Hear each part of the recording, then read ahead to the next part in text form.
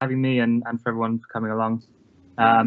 Needless to say, I created this whole research around the joke, when you wish upon a GWP star. So everything that follows is just made to sort of retrospectively fit onto it. But yeah, as Julie said, I'm a postdoc on the LEAP project at Oxford University, which stands for Livestock, the Environment and People. And it's a sort of very broad aperture look at livestock farming and meat and dairy consumption. And there's lots of moving parts.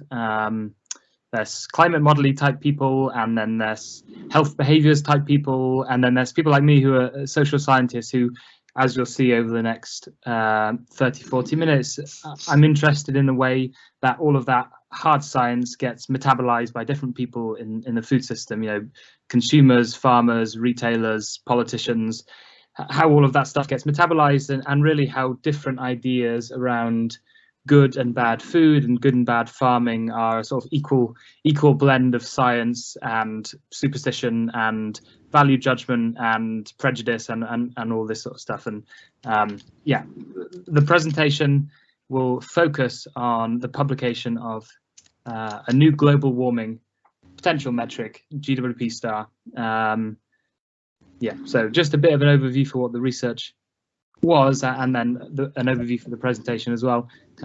Interview primarily based on interviews which took place from Jan to May. This year there are about 35 interviewees across, I don't know, 25 or so interviews, which was then used to sort of inform textual analysis of industry events and yeah, seminars and all sorts of different things. Really, the remit for the research was livestock emissions, and you know, primarily around GWP Star and the ways that we might calculate the warming impact of different food systems. But you know, we were quite a broad church in terms of you know, if somebody wants to talk about methane or cow burps or whatever, then you know, I would go along. So yeah, that's the data collection. What I'm going to do is I'm going to present the findings. We'll present it in two journal submissions, one of which was to the Transactions of the Institute of British Geographers. And that was really about how, yeah, like this is the sort of good, bad food thing, specifically the way in which different actors have tried to naturalize and deproblematize the role of ruminant animals in the food system. That's the stuff which is going to take up the mainstay, the lion's share of the presentation. And then there was a second journal article, which is the Social Studies of Science, which is a science and technology studies journal, and which is really about the power of metrics. You know, how the way that we measure things and what we choose to measure then goes on to have a sort of substantial impact, which you know, goes beyond the remit of just measuring. It actually has a sort of active social life. So yeah, that's for John. The controversy. So an article was published in, I should know this off the top of my head, I think Nature, if not Nature, then Climatic Science, in 2018, primarily by a bunch of Oxford researchers and academics, many of whom are actually part funded by the same project as me. So this is interesting. Yeah, sort of interesting politics, which hasn't actually come to anything, but yeah. They published an article in 2018, which is about how the standard tools we use to commensurate the warming impacts of different gases, these are called global warming potential metrics, and I'll just describe those a little later on. But they published an article describing really how the day factor metric, GWP 100, doesn't do a good enough job at commensurating the warming impacts of different gases, and how it can lead to a sort of distorted version of events, if you like, and then along with that they proposed a solution, you know, what they called a solution to the misrepresentation of warming impacts of different gases. Since this publication, they've talked at the different COPs, so COP24 in Poland, then 25 and 26, and then all the IPCC reports that come out periodically, especially the ones which focus on the sort of natural scientific basis, have then gone on to talk about not just GWP 100, but GWP Star and the relative merits of different warming metrics. So it's made a splash, is what I'm trying to say, and I've used that word controversy there just to moor the research to this science technology studies idea about how science, has an active social life. Who is it produced by, and what does it go on to do beyond just a sort of neat, descriptive, a naive version of events which might describe science as sort of objective and apolitical.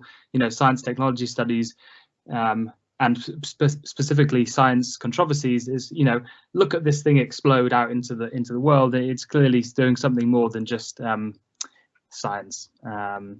Anyway, what does GWP 100 actually do?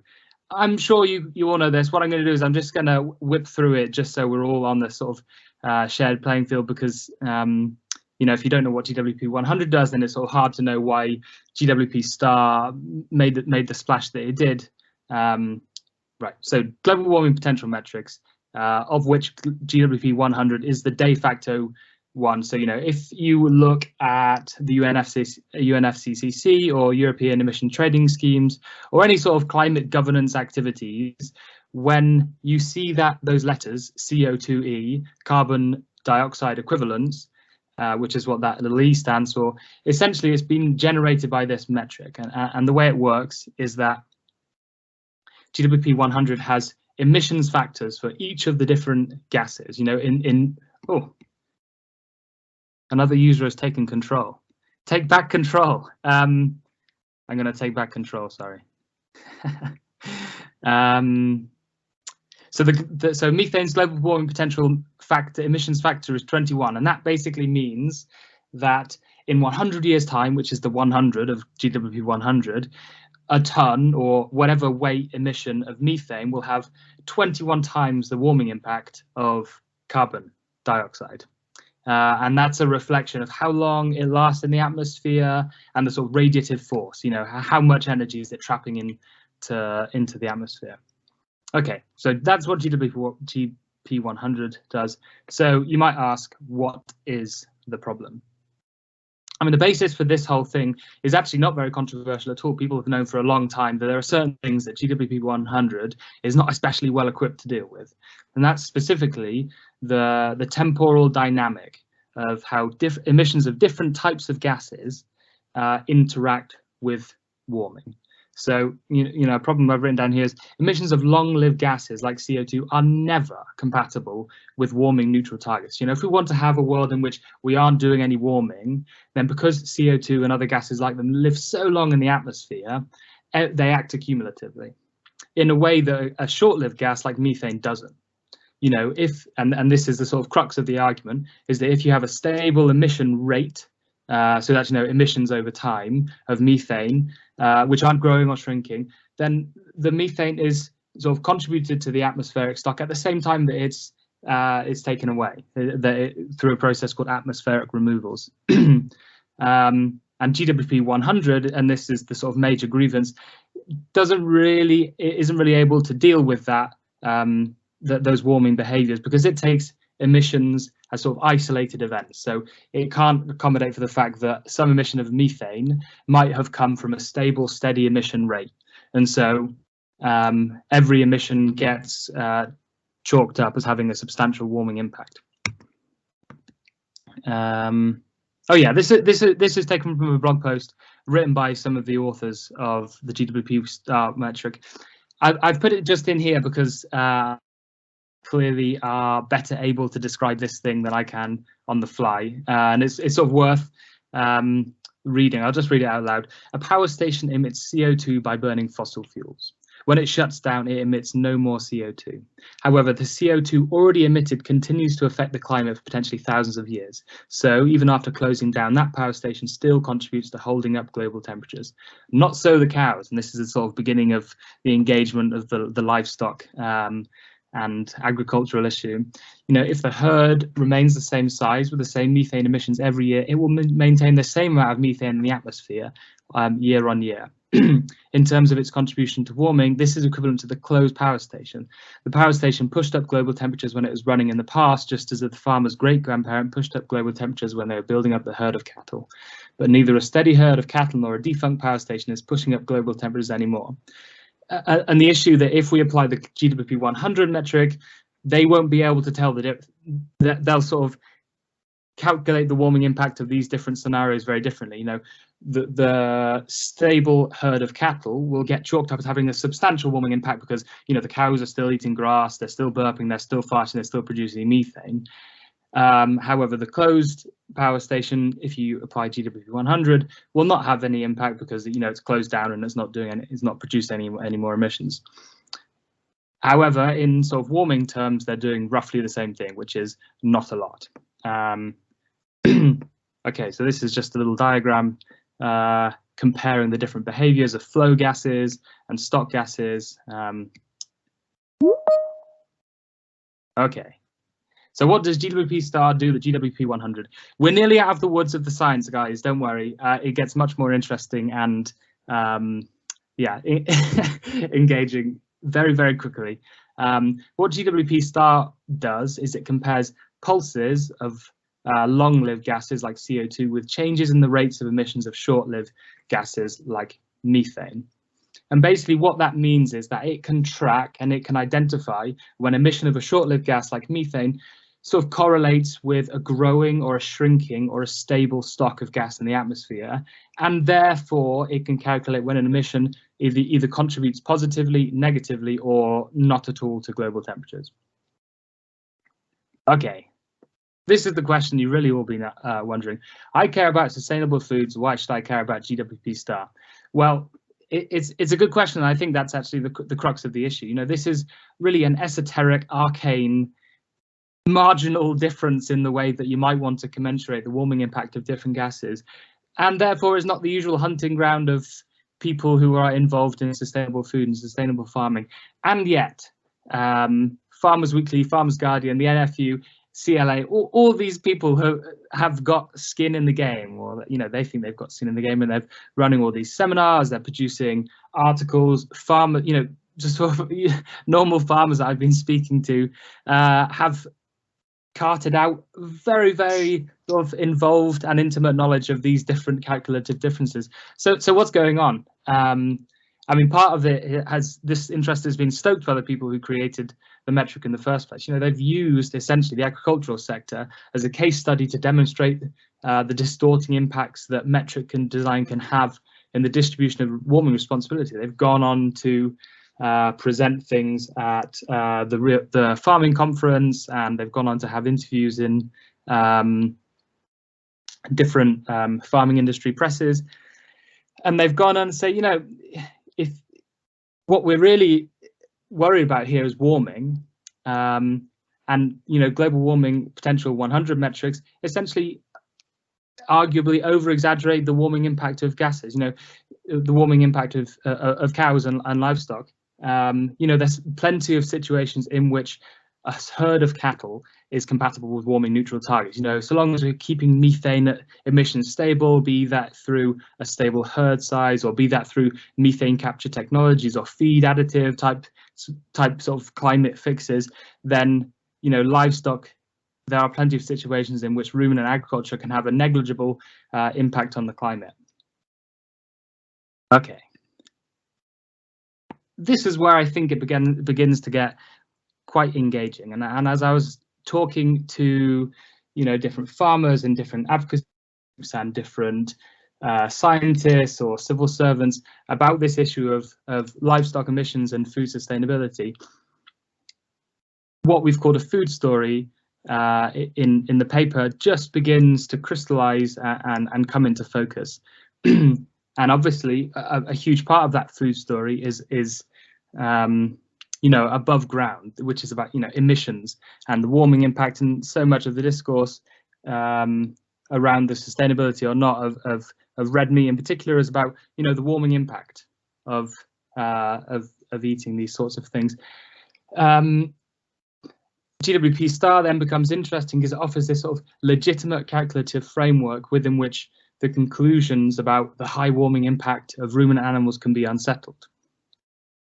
You know, this is really the crux of the argument with regards to the GWP Star thing, is that a stable rate of emissions has negligible warming. So long as a farmer or a region can show that their methane emissions aren't growing, then the warming impact is negligible. And then it begins to create this additional case for grass-fed, animals. So long as the animals are grass fed and therefore they're wholly divorced from all of the land use change that's associated with feed production, and therefore all the sort of carbon release, then the methane's the emissions are almost exclusively methane. So you can begin to tell this sort of above ground emission story in which ruminant animals really aren't doing all the bad stuff that we thought they were. But I think what was interesting, though, is that over the course of these interviews, that sort of above ground piece was really only one half of the story, and the whole conversation then quite quickly became about soil and soil health. And I'm sure anyone who's sort of tracking these conversations around what constitutes good food and good farming, soil health is becoming the sort of the big thing. And then against the backdrop of concerns around soil erosions, and also the potential positive offsetting potential that grazing land can have, ruminant animals almost come to occupy this role as ecosystem engineer. We cannot have good soil health without ruminant animals, and that's the sort of the inversion. So you've got this above ground piece, and then what we described as a below ground piece, and this almost like this sort of pro-environmental, pro-ruminant, full package rebranding, green rebranding, if you like, of ruminant animals. Yeah, so it's just a powerful narrative is emerging about the sustainability credentials of ruminant systems, predicated on this sort of two-hander argument. Okay, I think then this is the sort of nitty-gritty social science where it begins to get even more engaging, I think. As we dug a little bit deeper into what this pro-ruminant, pro-environment story is comprised of, certain sort of tropes and themes and sentiments were common across those two different halves of the argument. And we've described this as a future past, where images and invocations of the past or of what's natural then gets used to justify contemporary actions. So sometimes the past was about a pre-industrial agricultural system. So often hear farmers talk about the merits of certainly in the UK, mixed farming systems. Before we had synthetic fertilizers, this is what was natural. This is what happened before World War II, before the fall of man type thing occurred. And really what good farming is about recreating those pre-industrial agricultural systems. So this is invocation of the past, which is used to justify contemporary actions. Maybe we should all go back to mixed farming and sort of do away with synthetic fertilizers and use the fertilizing potential of legumes and manure. Sometimes, though, the past is much further reaching, and the sort of invocations of pre-human wildernesses. So, the reason why ruminant animals are so urgently needed in the name of good soil health is because, there is this sort of co-evolved story about ruminant grazing animals and the sort of miraculous wonders they work when working in synthesis with grasses and different land cover types. And it's almost like ecosystem engineers. The story is very familiar about wolves, about how this ecology doesn't make any sense without an apex predator. You go a couple of levels down, then you have big grazing megafauna like the auroch, for example, in Europe, or bison in America, or and the ruminant animals almost begin to act like surrogates for those things. So if you want to manage a farm landscape with soil health in mind, of course we need to have something which does all this grazing and pooping and soil disturbing, and suddenly ruminant animals begin to cash in on that future past, that imaginary of a wild ecology in which ruminant animals are a vital part. The thing though is nature here is beginning to be made to do political work. Animals in this case are being naturalized by this indication of what's natural, inevitable and desirable. And then other things begin to sort of acquire a sort of air of suspicion. So what's the opposite of natural? Well, that's the hyper-processed vegan food stuff. And I think, I'm sure you've either have been part of the writing of or have read it, but Damien's piece, the What's the Beef, I think it was section 2.1 or 2.2, that there was the grass-fed livestock and agroecology. I think essentially what all this research is just a deep dive into what that story is made up of. And yeah, this is above ground, below ground, future pasting of ruminant animals. So this is what it looks like. This is what this future past, this is the devices in which this future past is being made to speak to this above ground, below ground thing. Turning Point USA is either a sort of surrealist comedy troupe from America, or they're maybe also a far right wing group. Anyway, they've got a hilarious Facebook page. I should say that this image came out before the GWP Star thing, but I think you can see this sentiment in which the emissions of historical animals is used to sort of contextualize and deproblematize the emissions of contemporary livestock animals. So, you know, the language is actually is too good to miss. But anyway, are you worried about cow farts? In the early 1800s, there were roughly 60 million buffalo residing in America, and there are currently 9.4 million dairy and 31.7 million beef cows. And leftists either have to prove that cow farts are more destructive to the environment than buffalo farts, or admit that cow farts aren't really something to be worried about. I mean, the sort of argumentative flaws speak for themselves, but I think the interesting thing here, as I've mentioned, is that through some sort of linking between, you know, contemporary and historical animals, you can, you know, we don't have to worry about this livestock emission piece, because think about all the buffalo. And exactly the same thing happens, and this is particularly true for the regenerative agricultural piece, that exactly the same argumentative device is used for the below ground soil ecosystem engineer type things. That's historical baselines in which, you know, why would you have continuous grazing when you can have this managed grazing, which is designed to emulate the movement of great big herds of roaming bison, whose behaviors were modified and slightly and defined by the presence of these apex predators. You know, that is what the farmer should be doing. A good farmer is one who manages to successfully choreograph the movements, if you like, to you know, store more carbon, healthier animals, fewer parasites, microbial diversity, all of these sorts of things which can happen if you refer to the great historical baselines that are on offer. So what's the problem? I mean, is it? I guess that's actually a very open question. Is this a problem? I think there are dangers, major dangers and pitfalls, and one of them is that the story here about regenerative agriculture and using ideas of nature or the past to justify contemporary actions and to naturalize certain features of the food system is very, very permissive. So what does it mean that companies like Burger King and McDonald's and Arla, you know, some of the biggest players in the game, what does it mean that they're trying to make hay out of this story? And they're now talking about how you know, they're developing regenerative systems, and that they too will be adopting these you know, managed grazing systems, and they're all sort of touting the naturalness of what it means to rear animals. They're all availing of these stories as well.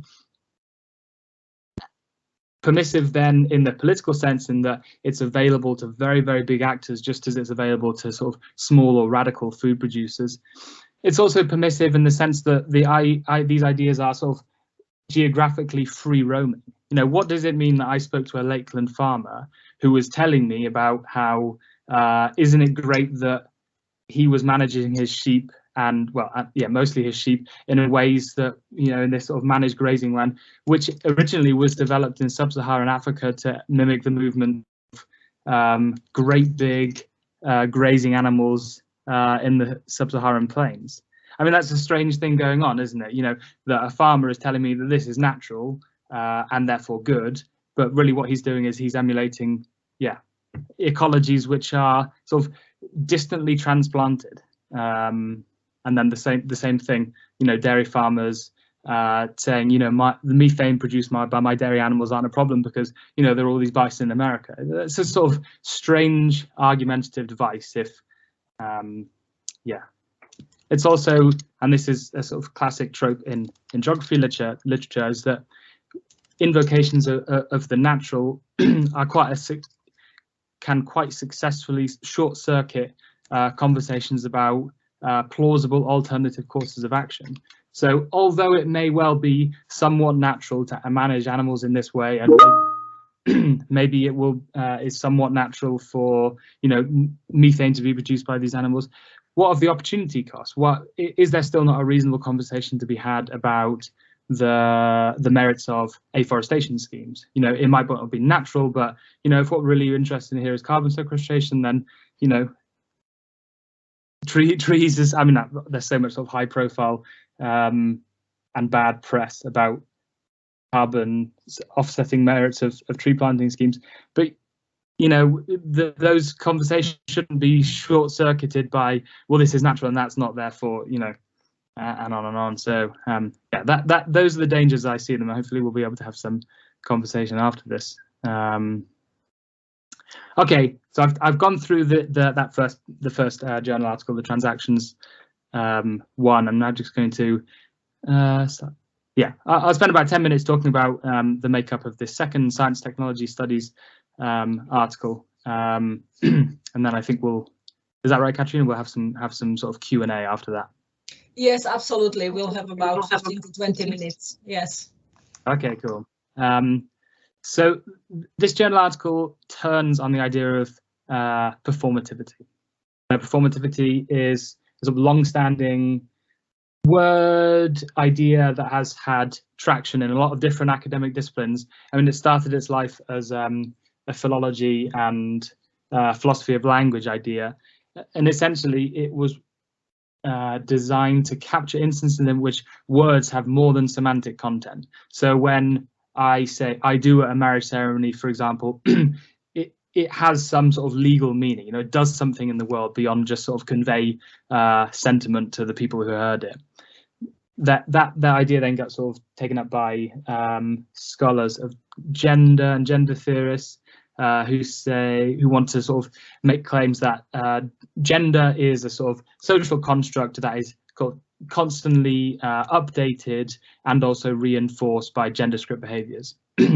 Then a bunch of science technology scholars wanted to talk about the ways in which the metrics and measurements that we deploy to inform the activities of environmental governance, they do much, much more than just go about the business of measuring things. So there are some sort of classic case studies from the literature, the IUCN endangered red list, which were designed to be apolitical, just sort of expert evaluations of which animals should be considered endangered and which ones shouldn't. Those sorts of designations go on to overdetermine the flow of conservation funding. So the fact that this animal was sort of adjudged to be a red list thing and this one was not, sort of goes on to inform how those different animals are then governed in terms of conservation activities. So yeah, I've just grabbed a quote here that how an environmental problem is represented and measured, provided the representation is seen as scientifically sound and the policy community deems it valid, has great implications for its regulation. And essentially what that is trying to do is to try and unsettle a simplistic conception of science, which wants to present itself as apolitical and just really involved in the business of measurement. Now, it's really clear to see how this performative power, it has a huge traction in the metrics in the food system. What I've done here is I've just sort of grabbed different images to make this collage. And I think these are things all familiar to you. Most of you work in the research or food, in this world. You will have all been bombarded with images about the warming impact of different foodstuffs or farm systems, or if you go into the shop now, you can sort of turn over the thing, 3.2 kilograms of carbon associated with this product. It's very clear to see how this performative power of metrics will have real sway in food, because what actually you're seeing here is not the warming impact of the foods. All of this engagement is brokered through this warming metric. So take this right back to GWP and GWP 100 and GWP Star. You don't get a sort of disaggregated methane, carbon dioxide, and all these other greenhouse gases. All of that information is brokered through this metric. So the fact that one metric might communicate a foodstuff to have a very high warming impact and another metric would say that this foodstuff actually has a very low warming impact. You know, go back to the sort of grass-fed beef. If you use GWP Star, suddenly the grass-fed red meat looks like it's a really safe bet if you're worried about the climate. And if you use GWP 100, suddenly it has this astronomical warming impact. So clearly, it has a performative power here. And I think that the crux of the second journal article that we produced is to sort of add on to this idea of performativity and to develop an idea of what we've called reflexive. Sorry, my own coinage. I was sort of getting it wrong. Reflexive performativity. So it's not just that metrics go on to have power in the food system, you know, shaping consumer preferences or informing the governance activities. It is that performativity is so flagrantly obvious that people have sought to sort of grapple with that performativity in a sort of anticipatory way. So again, this is a sort of like slightly closely argued paper. It's maybe a bit more, yeah. What I've done is I've just lifted some text, which is where I sort of present the crux of the argument, because I'd probably fluff it up if I tried to describe it just on the fly. So I'm going to, again, I'll read out this section to you. The performativity of metrics, here relating to the metrics used to aggregate and compare the warming impacts of different greenhouse gases, it's proving itself to be performative. So decisions about metric design and selection will shape the world these actors will have to inhabit. And so for them, there is strong incentive to attempt to shape the metrics at the soonest possible opportunity. This is the phenomenon of reflexive performativity. Having recognized the performativity of metrics in shaping the worlds they were designed to observe, these actors have learned to be anticipatory rather than reactive in their dealings with the metric. So now I'm referring there to the NFU penning a joint letter with all these other farming organizations to the IPCC saying, you have to adopt GWP Star, not GWP 100. And I think, you know, this case study goes well beyond the sort of confines of just this one metric versus that metric. It is, I think what we're trying to argue is that metrics have huge impact on how our lives are lived and how different ideas about good and bad food and good and bad farming, or, you know, whatever it is really, whatever metric we're talking about in environmental governance, has power. And so we, as sort of anticipatory and strategic actors, could plausibly want to sort of target metric design, even though it might seem like a very, very sort of arcane, obscure thing to do. Yeah, it's a sort of plausible site of resistance to an organization. Oh yeah, okay. I think I've got some questions here that I'll pitch to you. Maybe, I don't know, maybe people have things they want to ask me, but I think I've struggled a little bit in writing up these papers, knowing how much technical information to include about GWP 100 and GWP Star, or whether the papers could have been written sort of alluding to those things more as sort of metaphorical figures, or whether you really need the sort of the substance of the different calculations of those. So yeah, some input on that would be helpful. More of a discursive piece though. How is it that we can nurture and protect interest in sustainable, you know, grass-fed grazing practices without sacrificing the momentum behind environmental meat reduction? So, you know, how can we grapple with the idea that there is room for some sustainable meat, you know, the less and better thing? How can we talk about better meat without giving a carte blanche for people to not have to think about less meat? And then as a final point, and I think this is something we're sort of pivoting towards now, is Regen Ag an interesting thing to research? And if so, what questions do you think need to be asked? Okay, I think that's. Thanks for listening. Yeah, over to Katrina. Yeah, well, thank you very much, George. It's been fascinating and quite a complex, actually, topic. So I hope it generated, you know, questions that to be asked. We have one sort of comment in the chat, so I'll read that out and then I will open the floor to the questions.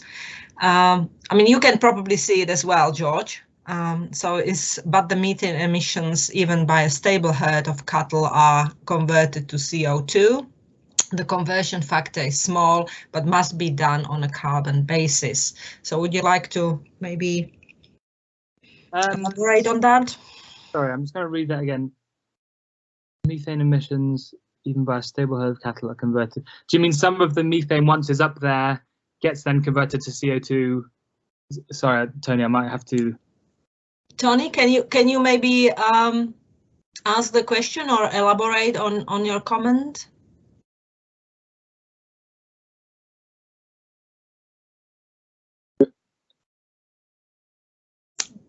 Tony? Well, maybe we can come back to it a bit later. So are there any other comments or questions for George? Just a comment that Tony said he was new to MS Teams, so maybe he couldn't see how to switch his microphone back on. Yeah, that's fine. That's all right. Yeah, we used to do it on Zoom, but yeah, this was a last minute decision we had to take. I'd like, as I've got the floor for a second, I'd like to make a comment, and I should declare that I'm somebody with skin in the game, to use George's phrase. There's a farmer with sheep and cattle. There's also a campaigner for sustainable farming.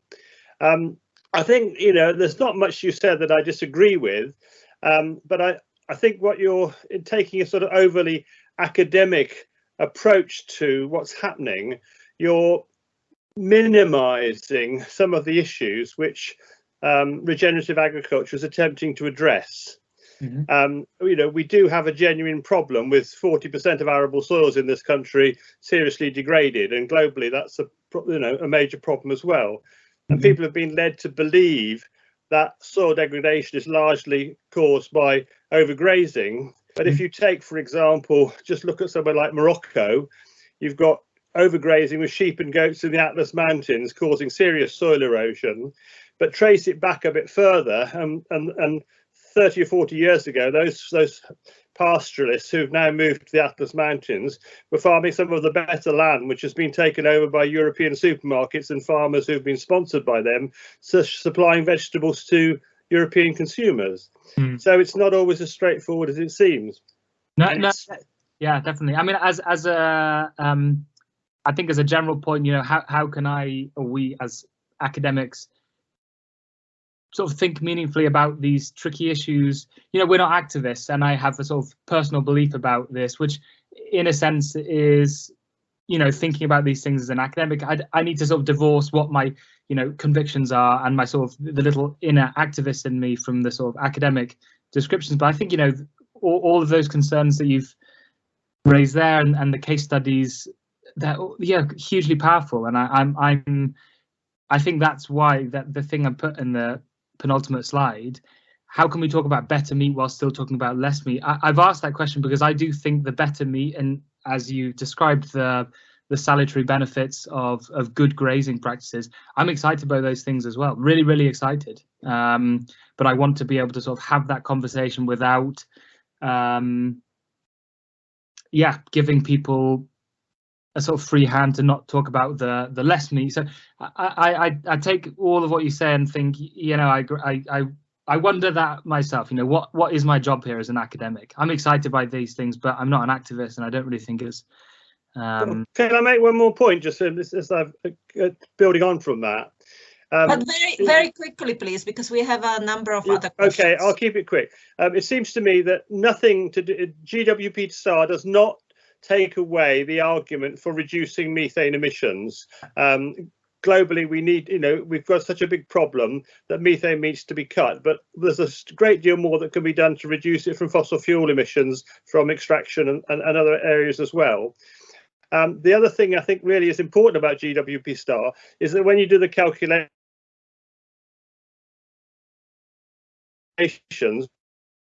beef and chicken, so we've been led to believe that chicken is 5 times better than beef in terms of global warming. In fact, it's about 1.3 times better. So once you take that into account and realize that you're looking at an animal that's fed on grain rather than grass, it changes your perception of these things. So I think there's a lot that can be learned from this, which helps us to have better meat but less of it. Yeah, I mean, fully agree. Yeah, the chicken free pass thing, yeah, the best thing that can come out of GWP Star for me is revoking the free environmental pass that chicken has enjoyed. Yeah. Okay, so it's Nikki, Matt, and then we will go to the question in the chat, and then it will be Damien. Okay, so Nikki, it's yeah, it's up to you. Thanks, Katrina. I hope you can hear me okay. And it may be that you covered this in your talk, but my my signal is really bad, so I might have just missed it. But so I, like Richard, have skin in the game as a farmer, but I'm also doing a PhD at CCRI, so I'm learning to separate and compartmentalize my thinking, probably quite unsuccessfully.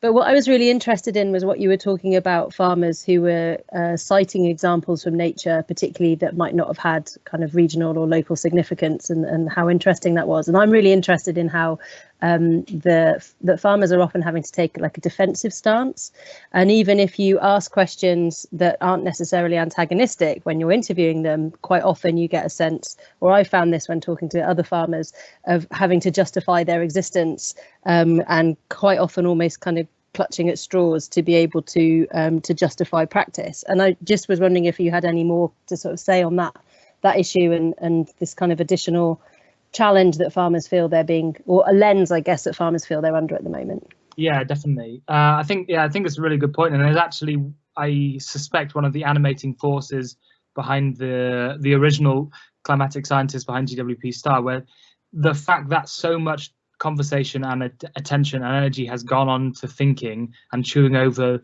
the sort of, you know, relative warming impacts of this foodstuff or that foodstuff, means that the bigger bogeymen in the room are not being talked about, you know, people who the fossil fuel sector. And I think, as you've said, there is a defensive dynamic which you almost can't help but enter into as soon as you speak to a farmer about these things. I don't know if I have a fix for it. All I can say is I fully agree, and it's a tough one. I mean, not least as a researcher, where I don't want to go in assuming that I know more than these people, or I don't know. It sort of damages everyone, really, doesn't it? Most of all, the farmers who have come at the sharp end of some possibly over-exaggerated analysis of their contribution to warming, but also, you know, the whole discourse is deteriorated by that assumed dynamic. I don't have any sort of conclusions except for to say I think, yeah, you know, bang on in terms of your description of the situation. Mm-hmm. Well, thank you, George. Matt. Yep. Thanks, Katerina, and thanks, George. First of all, I just want to say, how exciting is this? This is just a great conversation to hear people, and thank you to Richard for joining us and his contribution, because I think that, you know, Richard and his team have put some very sensitive thought into meat and meat discussions, and it's certainly helped me in the past. And one of the things I wonder, George, is whether in this better and less conversation, where I quite agree, lots of people say I'm eating better meat, therefore I need not eat less meat. The less has to go with the better. And I wonder academically if there's a conversation here to have between metrics and standards, because I think, you know, your science and technology study kind of focus on metrics is really important, and metrics can be incredibly permissive if once they're out in the wild. Discussions previously about standards within the sociology of agriculture have kind of given standards a hard time, partly because they've taken a North American perspective where standards have been bought out by many corporate actors. Whereas if we look at a European perspective where social movements control standards, so if we look at something like the organic standard, although it has a legal basis, effectively it's controlled by the organic movement. Actually, that might combat some of the permissiveness that you're seeing in topics like regenerative agriculture, which seems to be a bit of a free-for-all compared to something that is kind of standardized and has sort of boundaries around it. Yeah, definitely. I mean, just quickly on the less and better thing, I don't know if any of you've seen that there was quite a good social science piece about less and better, and they did an analysis of supermarkets and the extent to which they're engaging or not with this idea of less and better, even though and basically it's very unsurprising, but they have put a considerable amount of money in touting and talking and promoting the better meat, and basically no money into talking about less meat. And that's quite clearly because it's impossible to see how it's reconcilable with the business model, which is predicated on volume of sales. So yeah, in terms of the regen piece and standards, and I know the question was a generalist one about standards versus metrics. I'm going to just sort of pick you up on the regen standards thing. It is really interesting what's happening, and there's already 3 or 4 or 5 somewhat credible standards, regenerative standards, and I think whether or not it will go down as you've described this European model where it's the movement who's in charge and they call the shots and they consult their stakeholders and they consult their members and they consult their producers. You know, what does it mean to be regenerative? I'm going to ask you. Or is it this sort of American style where it's they cook it up in a boardroom and then go spend a lot of money on marketing and then go out into the world with it and try and sell their standards to farmers? I think we're sort of on the precipice, and I think it could go both ways. There are already a number of these regenerative standards coming up, and some of them have real substantial involvement with the movement, the regenerative movement. I think the great question mark is essentially, is regenerative farming, as far as, well, yeah, it is all about, no two fields are alike, no two farms are alike. These practices which work on my farm, we shouldn't assume that they work on your farm. And yes, there's some meaningful conversations to have about benchmarking and data, and there's all this exciting stuff about sharing failures and sharing success stories and sort of learning and collaborating. It's all really, really exciting. But regenerative agriculture doesn't mean anything. Anyone who sort of goes out and starts to direct drill 2 or 3 of their fields can call themselves regenerative, and that's partly its great asset, is that the barrier to entry is so much lower, and that you don't have to go full hog, remove every chemical from the farm before you can call yourself organic. It's a great exciting thing, and it's probably for that reason is equipped to capture and inspire maybe a broader cohort of the farming world. It does mean though that it doesn't mean anything, and anyone can say anything. Does a regenerative accreditation model need to be predicated on deliverables? I once had this much amount of carbon or earthworms in my soil, now I've got this much.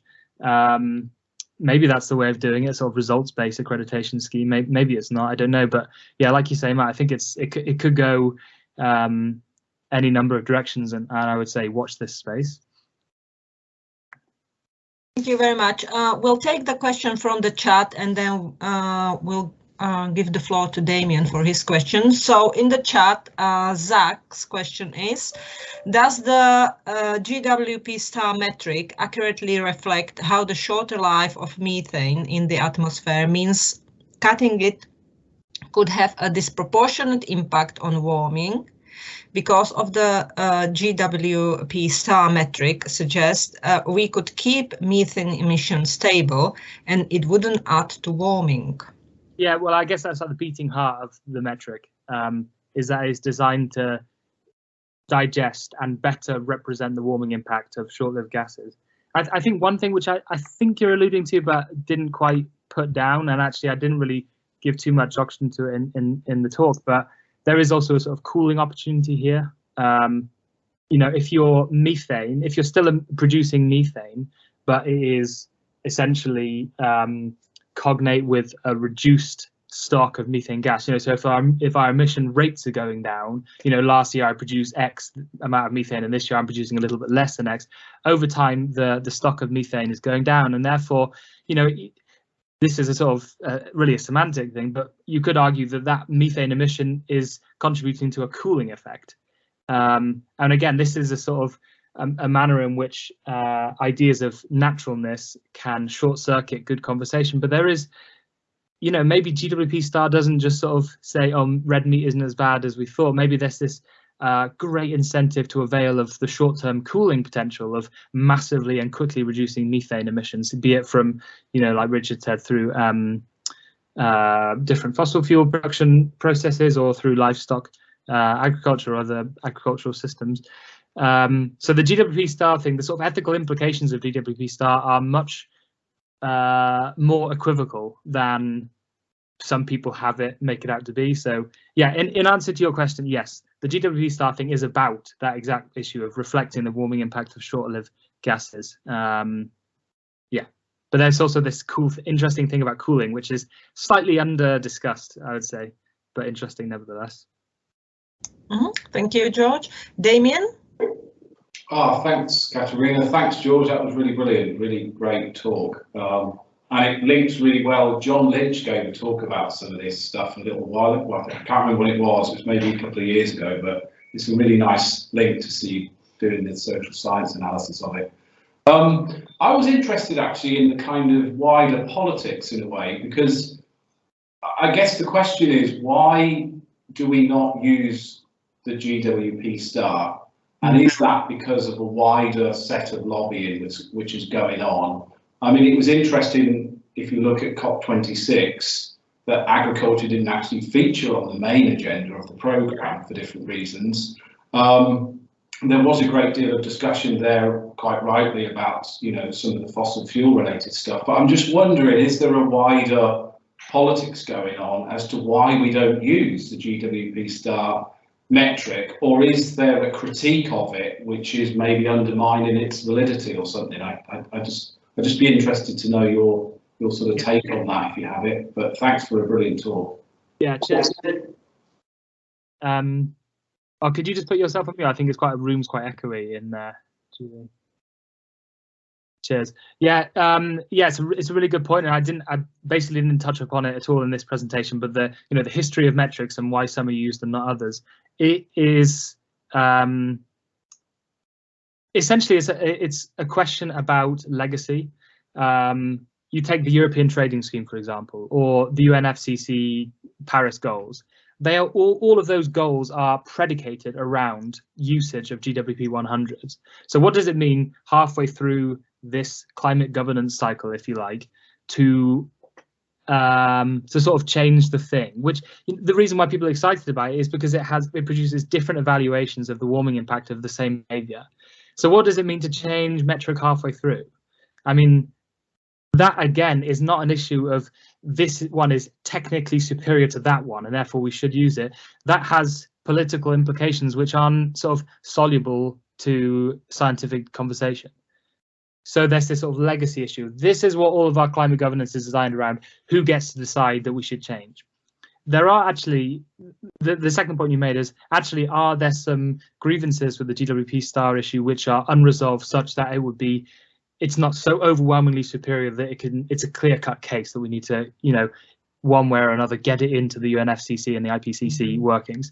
And that grievance is this: it's about grandfathering, in that if GWP Star is predicated around its ability to accommodate historical emissions into its calculations of warming, what does it mean that New Zealand, for example, has historically vast emission rates of methane? Does that mean that it can continue to produce vast amounts of methane and then sort of avail of this, but it's warming neutral because our emission rates aren't going down? So this is sort of classic grandfathering type thing, where if you're a historical polluter, you can continue to be a polluter.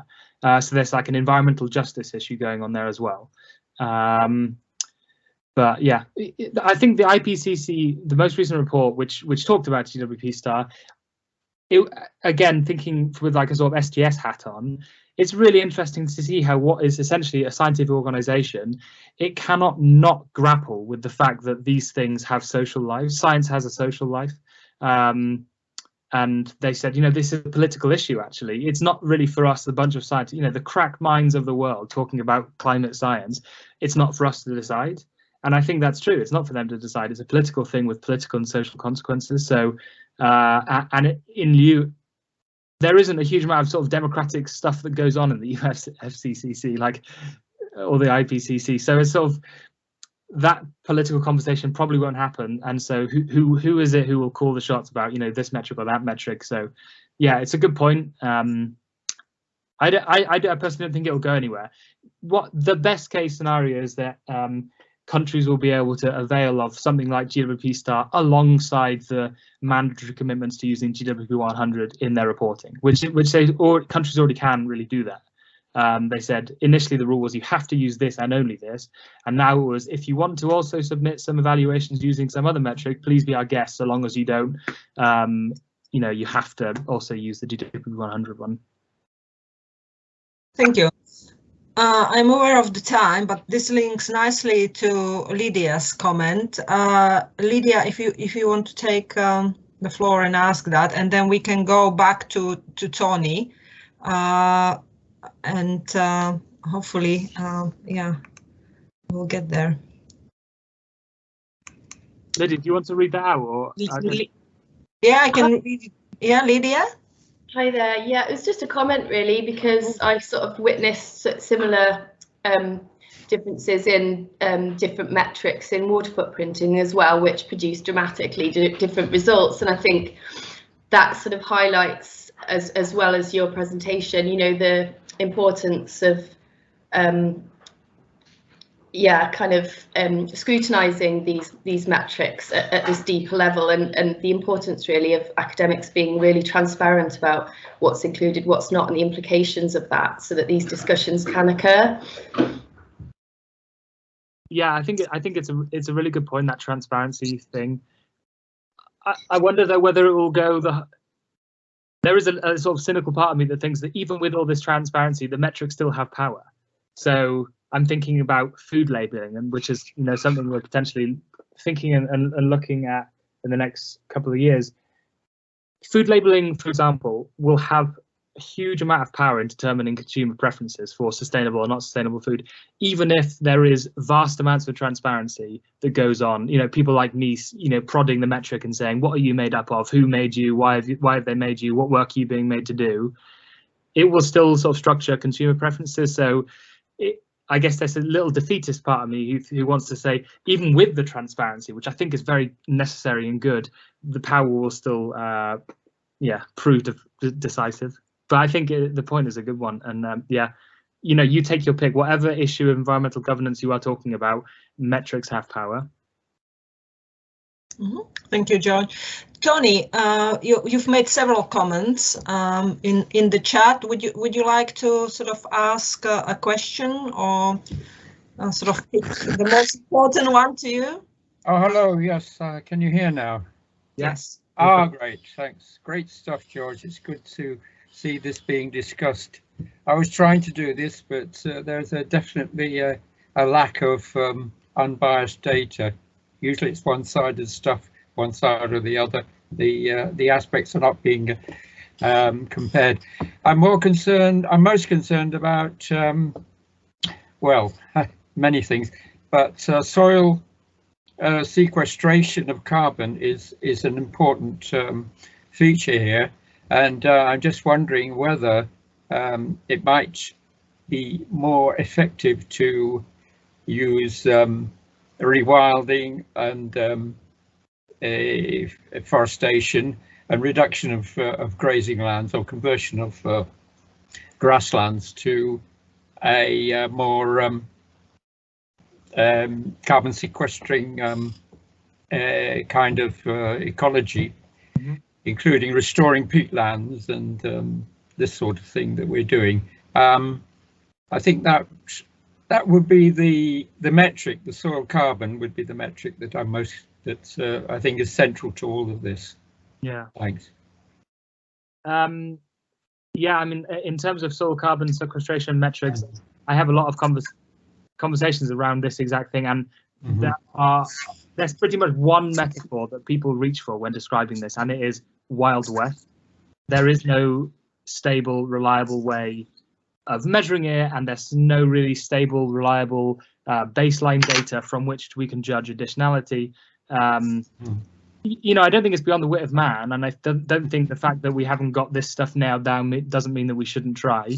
But yeah, I think a lot more universally agreed upon methodologies will need to happen before stuff can really take hold. The earlier point there was that soil carbon sequestration is the missing piece of this puzzle that I presented here, and if we're interested in offsetting and sequestration, maybe we should avail of rewilding or afforestation schemes. I think, you know, it's a really interesting point, and I don't. I think the sensible answer is that there is some parts of the world or some parts of the country which should be put to grazing, because it's very good for grazing, and anything else would be a sort of silly thing.